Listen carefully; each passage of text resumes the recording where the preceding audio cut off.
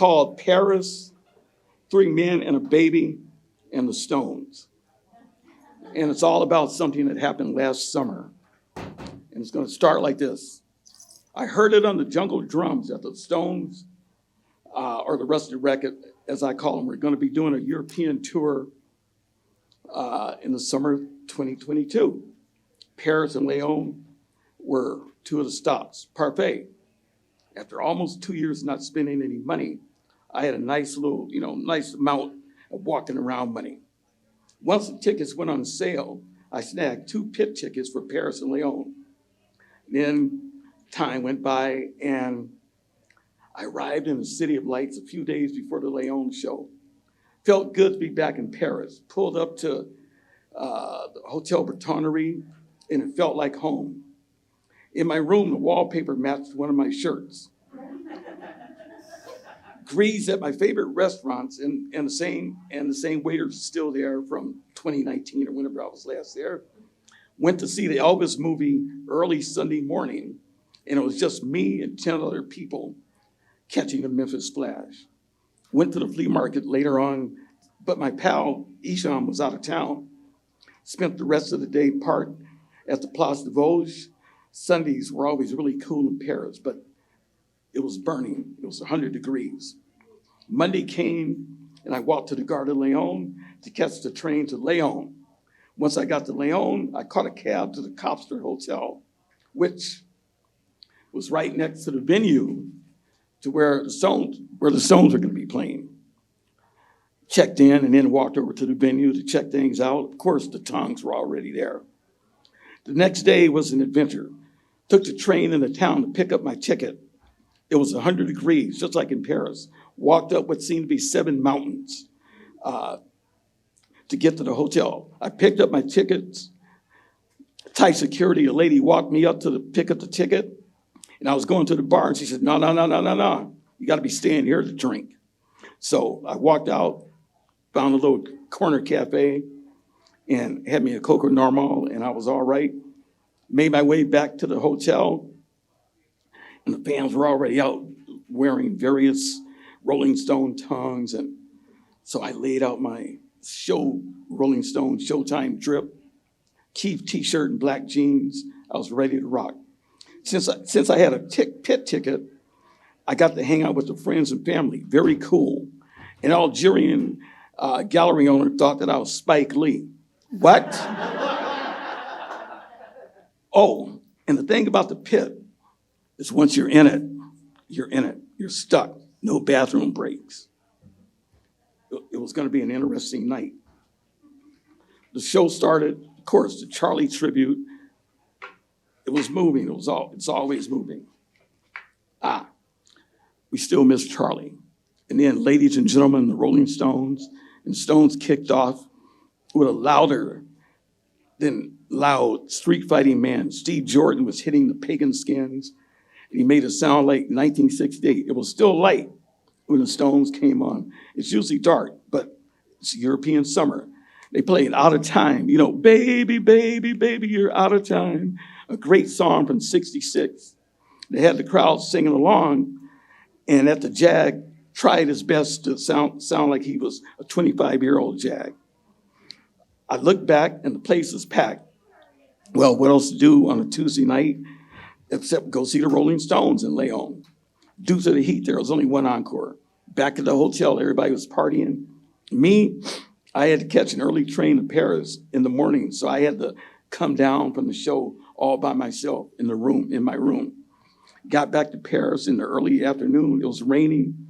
I was going to meet up with one of my Los Angeles homettes. She and a friend were doing something in the 10th Arrondissement. So we hung for about 90 minutes, and they headed out. I went back to the hotel. Thursday morning, went to find a hotel where I was going to be picking up my tickets. It was in an expensive part of town, so I had to walk down Rue de Henri, where you see these older guys coming out of like Gucci and all those places with bags of stuff that their wives had bought. And all the windows displays are pretty amazing. Found a hotel. It was near where the French president lived. Okay, I got it. Ticket wouldn't be ready until Friday, the next day. Friday. I went to the hotel to pick up the ticket. Decided to get a drink at a bar. And this one, they let me drink there. 36 euro for 2 Cokes. It was that kind of a joint. Ran into various members of the backing band. I was already pumped. And it was just Friday night. And I was so pumped that I forgot to go to Some Girls. Some Girls is a bar on Rooter Lap that's named after the Some Girls Rolling Stones album. And that's all they play, a Rolling Stones song. Anyway, Saturday, the day, I was finally going to go see the Stones in my favorite city.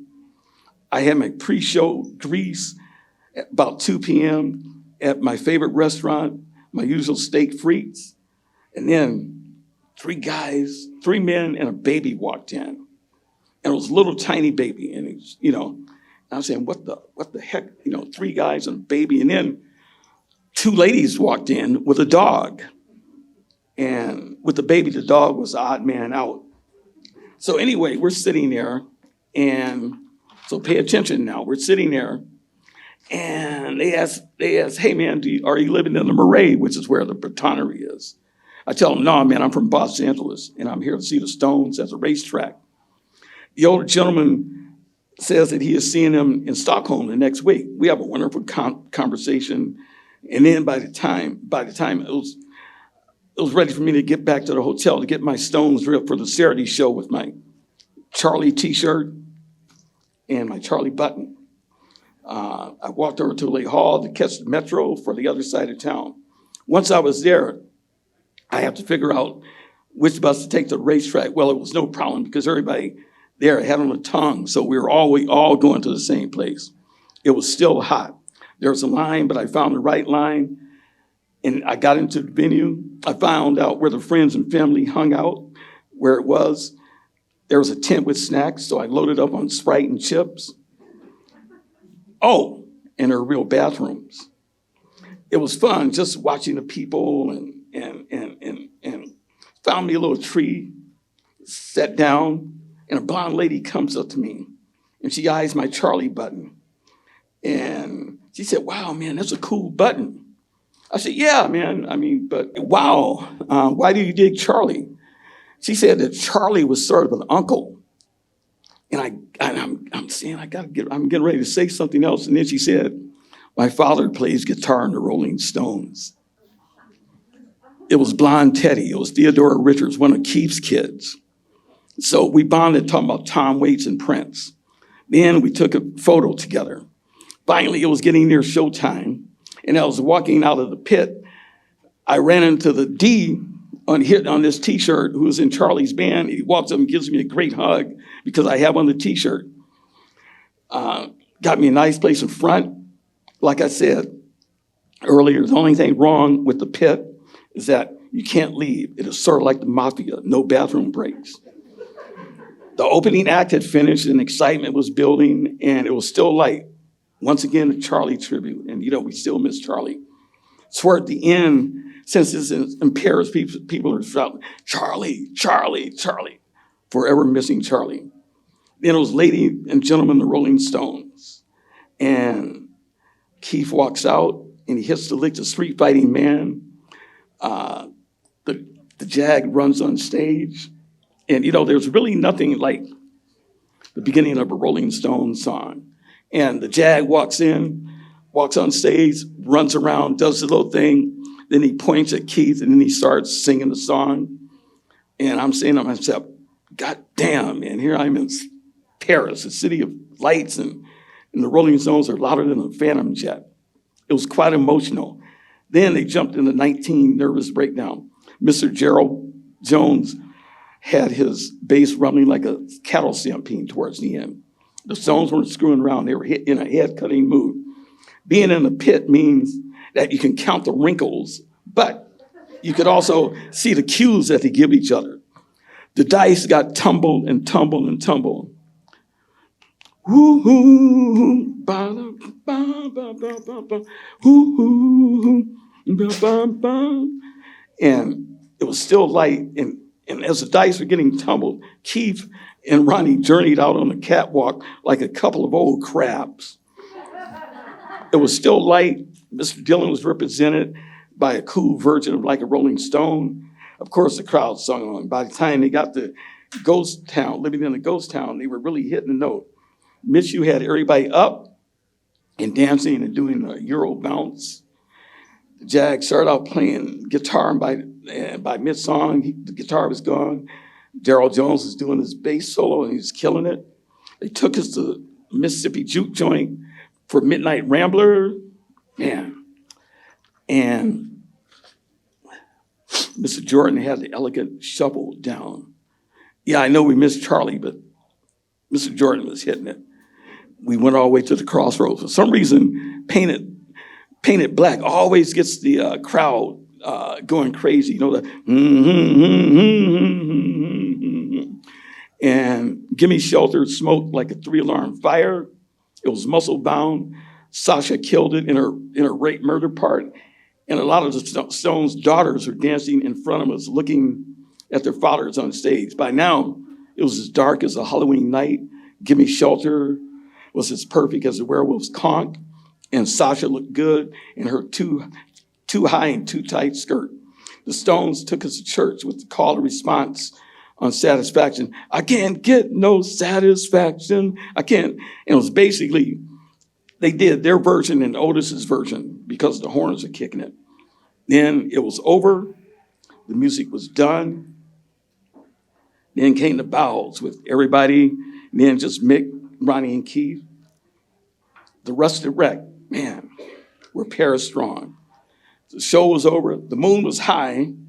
And after almost 5 hours, it was time to find a porta potty. Of course, everyone had the same idea. As I was walking around, I spied a group of guys taking care of business in front of one of those long things that used to be that they had in bathrooms in dive bars. One of those long things. And there was about 100 guys standing there. So I found me a place next to this guy who was having a heated conversation with his girlfriend. So there we were, pissing in the light of the moon in Paris. Rode back to the Marais for free. The metro was packed. We were jubilant. Chatted with New Bella, my pal New Bella, who I was on. Where's New Bella? See, chatted with New Bella. And we rode we were on the metro together. She had left her boyfriend at the racetrack. We were all jubilant. She got off one stop before me, and I got off at the Hotel de Ville, high from the show and the Bella's perfume. What a night! A few days later, I found out that the photo of Keith's daughter and I had gone viral, and the family that I was talking to in the Paris restaurant saw it. A guy from Argentina who stood in front of me in Los Angeles saw it. Wow.